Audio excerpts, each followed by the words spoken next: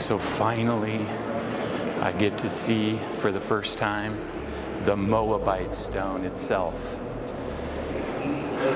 I've been wanting to see this for many, many years, and here it is. In 1868, a German missionary wandered through the Jordanian desert and found a black stone covered in ancient writing. Within weeks, gunfire erupted. The stone was deliberately shattered, and a scramble began to piece together what it said. When scholars finally decoded the inscription, they discovered something unexpected. A pagan king who worshipped a god named Chemosh had written about defeating Israel and seizing the sacred objects of Yahweh. This wasn't a biblical text trying to prove anything. This was enemy propaganda that accidentally confirmed one of history's most debated questions. How far back does the God of Israel really go? The answer on that stone challenges narratives that have shaped billions of believers for over a millennium.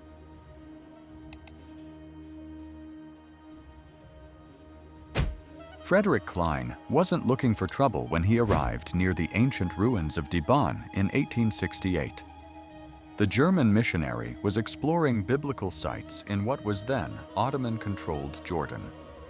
Local Bedouin showed him a massive black basalt slab, roughly 3 feet tall and 2 feet wide, covered in strange characters. Klein immediately recognized this was significant. He sent word to European scholars, and soon everyone wanted it. The Ottoman authorities claimed ownership. European museums offered money. Tensions exploded. Fearing they would lose control of the stone, the local population made a drastic decision. They lit fires beneath it and poured cold water over the heated surface, causing it to crack and shatter into dozens of pieces. Shots were fired during the chaos. People were injured. A literal war broke out over this rock. But here's the twist that saved everything. Before the destruction, a French scholar named Charles Clermont-Ganneau had already sent someone to make a paper squeeze of the inscription. By pressing wet paper onto the stone's surface, they captured an impression of the text. When the fragments were later collected and reassembled, scholars could use that squeeze to fill in the missing pieces. What emerged was the longest Moabite inscription ever found, containing 34 lines of text written around 840 BCE. The monument now sits in the Louvre Museum in Paris, reconstructed like a jigsaw puzzle with plaster filling the gaps. King Mesha of Moab had carved this to celebrate his victories over Israel. He never imagined his bragging would become one of archaeology's most important witnesses to biblical history. Now, what exactly did this shattered monument say that made it worth fighting over?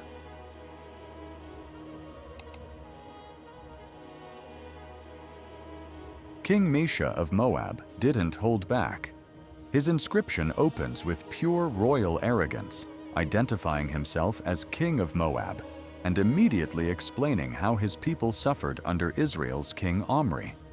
He describes Omri's oppression lasting many years because Chemosh, the Moabite god, was angry with the land.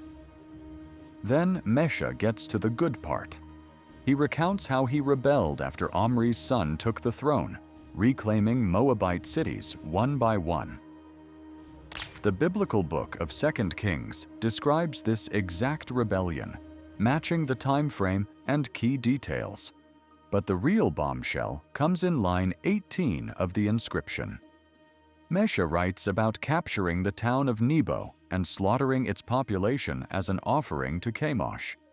Then he adds something extraordinary. He took the vessels of Yahweh and dragged them before his god Chemosh. Yes, you heard that right. A pagan king, writing propaganda to glorify his own deity, explicitly names Yahweh as the God of Israel. He's not trying to help the biblical narrative. He's gloating about defeating Israel and humiliating their God by parading his sacred objects as war trophies. This is exactly why the Mesha Stele carries such weight. Historians trust hostile sources more than friendly ones because enemies have no reason to confirm your story unless it's true. Mesha had every motivation to erase or diminish Yahweh's significance, yet he acknowledges him by name as Israel's established national deity in the 9th century BCE. In 2019, Professor Michael Langlois from the University of Strasbourg used advanced imaging technology to re-examine the stone. The technique, called reflectance transformation imaging, revealed details invisible to the naked eye. His analysis confirmed disputed readings and provided stronger evidence for references scholars had debated for decades. The technology showed wear patterns and chisel marks that helped reconstruct damaged sections more accurately. One of the most controversial parts involves line 31, where some scholars argue the text mentions the House of David, meaning the royal dynasty of Judah. If accurate, this would be only the second ancient inscription confirming David as a historical figure with a recognized dynasty. The debate continues, but the pattern is clear. Even Israel's enemies remembered these names and events. The Mesha Stele doesn't stand alone for long. Over the past few decades, other discoveries have emerged from the sand, each one pushing the timeline of Yahweh worship further back into history.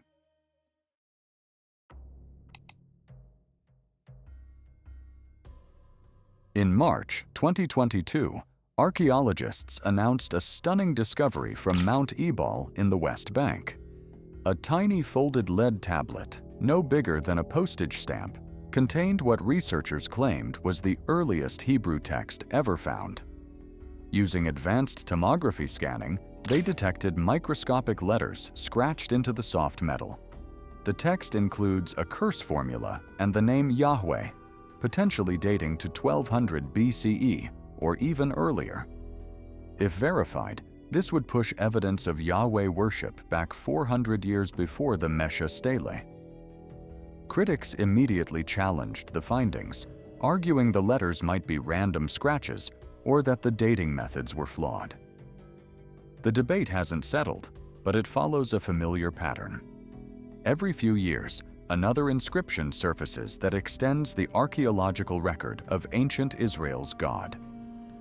Consider the Soleb Temple inscriptions from Egypt, dating to around 1400 BCE during the reign of Pharaoh Amenhotep III. Among the hieroglyphic texts listing foreign peoples, archaeologists found a reference to the land of the Shasu of Yahweh. The Shasu were nomadic groups, and this Egyptian source identifies some of them by their association with Yahweh, 5 centuries before the Mesha Stele and 7 centuries before some scholars once claimed Yahweh worship began. Then there's the Tel Dan Stele, discovered in northern Israel in 1993. This fragmentary inscription, written by the Aramean king Hazael around 850 BCE, boasts about killing Ahaziah, the king of the House of David. Like Mesha's monument, it's enemy propaganda that accidentally preserves historical memory.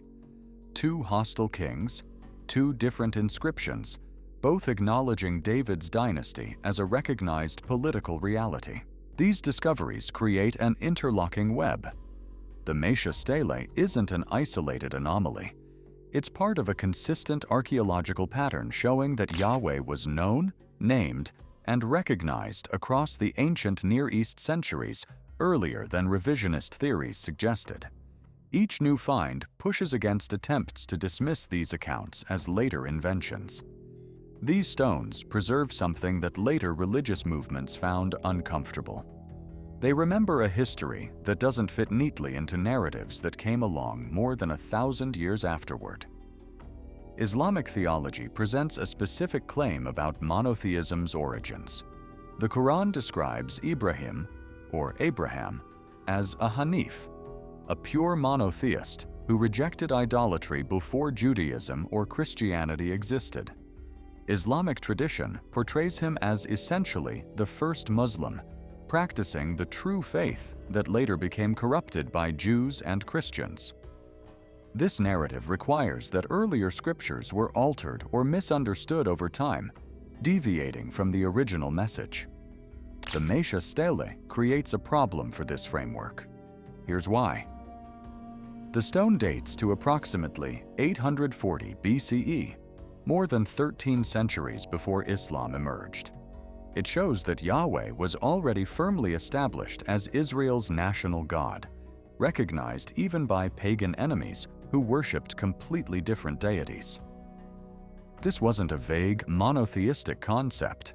It was a specific God with a specific name, associated with specific people, possessing specific sacred objects that could be captured and paraded as war trophies. Islamic revisionism often suggests that the Jewish understanding of God evolved or became corrupted over time, moving away from Abraham's pure monotheism. But the archaeological evidence moves in the opposite direction. The further back researchers dig, the more they find Yahweh's name and Israel's God firmly established in the historical record. The Soleb inscriptions, the Mount Ebal tablet, the Mesha Stele, and others all point to a consistent tradition extending back to the 2nd millennium BCE. This isn't about attacking Islamic faith. It's about recognizing what physical evidence actually shows.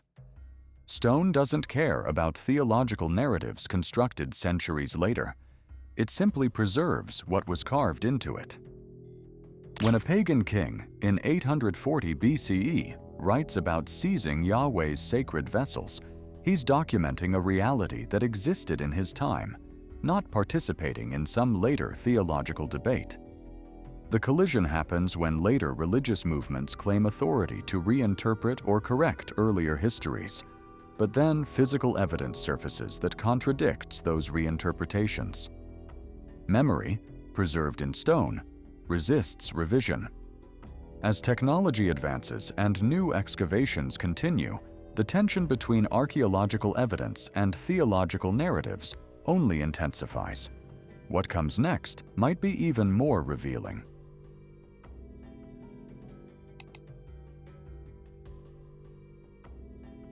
The debates haven't ended. In 2023, some scholars proposed reading line 31 of the Mesha Stele differently, suggesting it says Balak instead of House of David. Balak was a Moabite king mentioned in the biblical book of Numbers. This alternative reading would eliminate one of the two ancient confirmations of David's dynasty. Other researchers pushed back, arguing the letter forms don't support that interpretation and that the House of David reading remains more plausible. These academic fights reveal something important. Physical evidence is stubborn, but interpretations remain contested. What nobody disputes is that the Mesha Stele is genuine, dates to the 9th century BCE, and mentions Yahweh by name. The core facts stand regardless of how specific damaged sections are reconstructed. Meanwhile, new technology keeps revealing details previously hidden. Digital imaging, artificial intelligence analysis of ancient scripts, and advanced dating methods continue refining our understanding. Excavations across Israel, Jordan, and Egypt proceed with better tools and techniques than ever before. More inscriptions will surface. More stones will speak. The pattern is clear. Every attempt to dismiss ancient Israel's history as late invention or theological fabrication runs into physical evidence that refuses to cooperate. A pagan king carved his victories into basalt 2,850 years ago, wanting to be remembered for crushing Israel and glorifying Chemosh. Instead, his monument became one of the strongest witnesses to the historical reality of Israel's God. The irony is almost perfect. Mesha tried to prove his God's superiority and instead preserved proof of the God he fought against. Stone outlasts empires, religions, and narratives. It just stands there, saying what it said when it was carved, indifferent to who finds that message convenient or uncomfortable. That's exactly what makes it so valuable. So what's your take on this ancient monument? and what it reveals? Does physical evidence like the Mesha Stele change how you think about religious history? Drop your thoughts in the comments below. If you found this fascinating, smash that like button and subscribe for more such stories. Until next time, keep questioning and keep digging for truth.